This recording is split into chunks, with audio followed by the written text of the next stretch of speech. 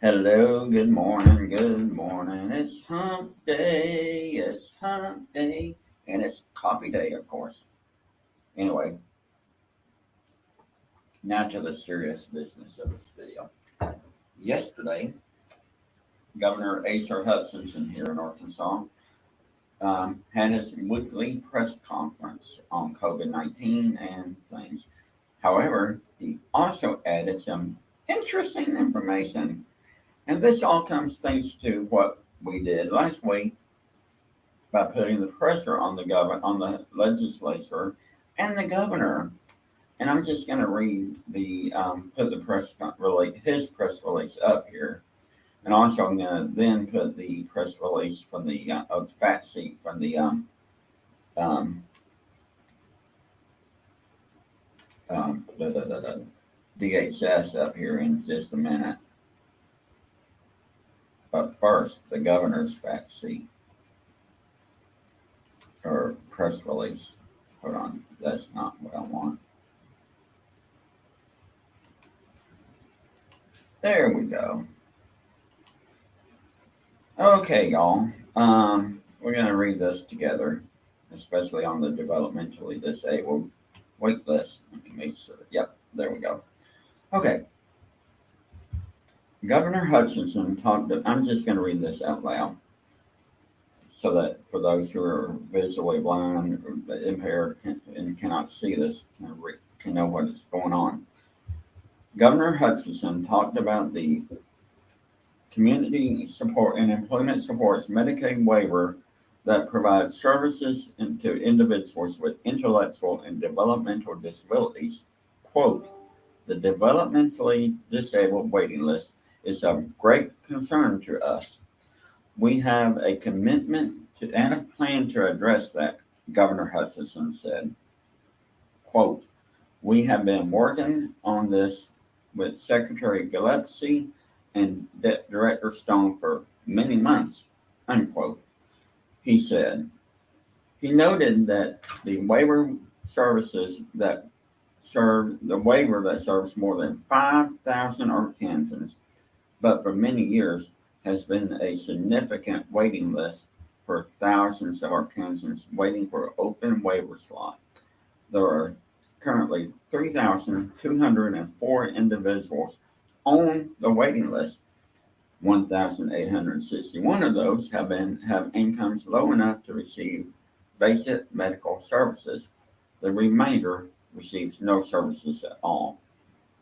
Today, the Governor Hutchinson announced a plan that will provide everyone on the waiting list as of December with services.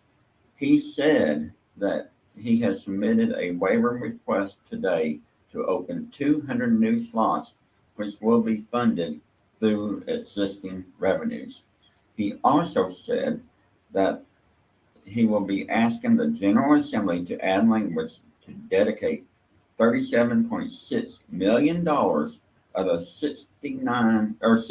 60 million being given to DHS to allow for everyone on the wait list to join the waiver by June of 2025.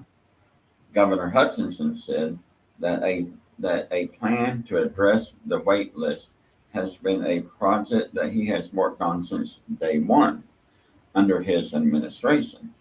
1,200 additional slots were to serve more clients, pardon me, and he has continued to work to further to eliminate the number of individuals waiting for services.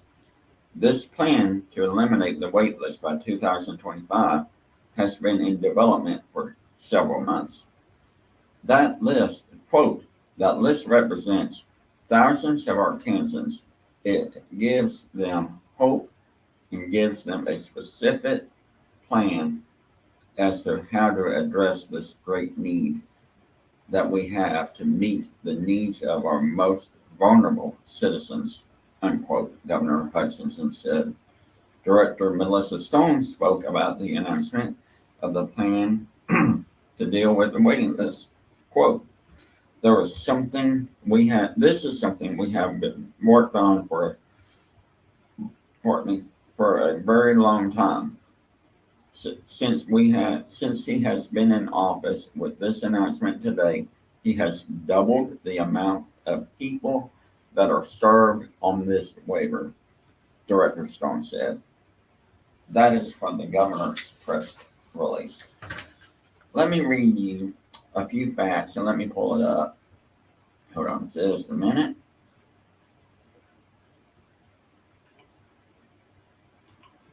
Let me stop sharing this. And let me pull up the share screen for the other.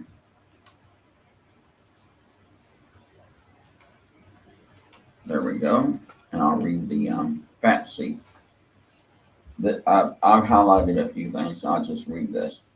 Waiver currently serves 5,197 people. Currently waiting for waiver services, 3,204. The person waiting the longest has been on the wait list since February 2008. 13 years. Put it in perspective. Of those, 2,441 on the wait list since March of 2019. The funding source for eliminating the wait list as of December the 1st would be a combination of revenue generated by the PASS system program, state general revenue already proposed to be allocated to Medicaid, and federal matching funds. Services available under the state plan, Medicaid, or medical and hospital care, mental health services, early intervention, day treatment, adult day treatment, personal care, and occupation, physical, and speech therapy. You must be determined to be eligible for some of these services.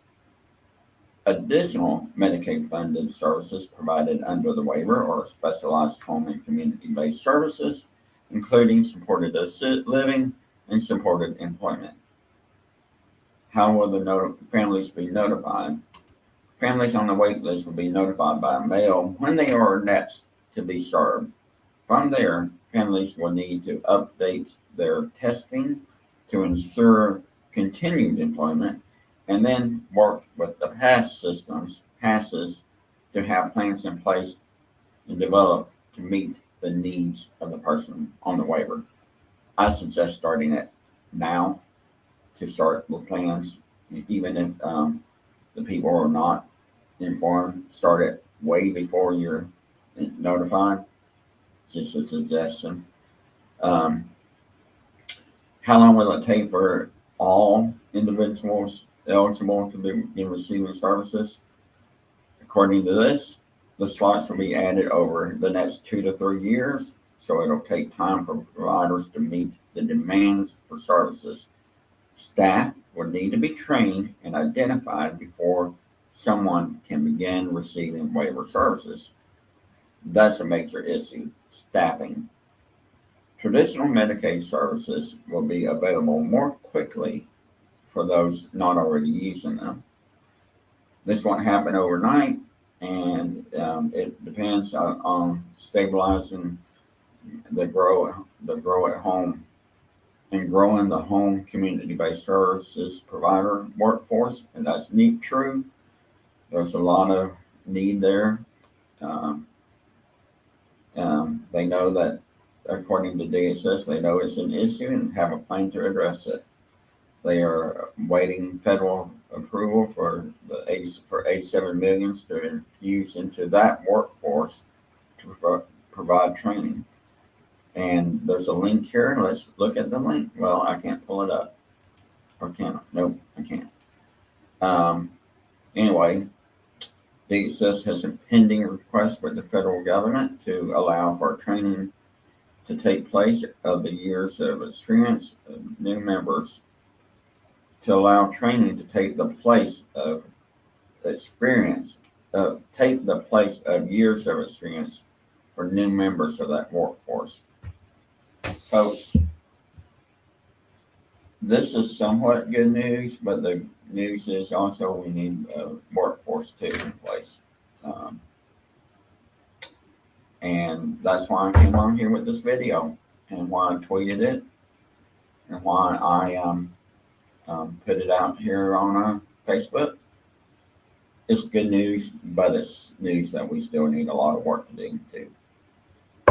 Take care, be good, enjoy your coffee. And my sinuses are messed up today.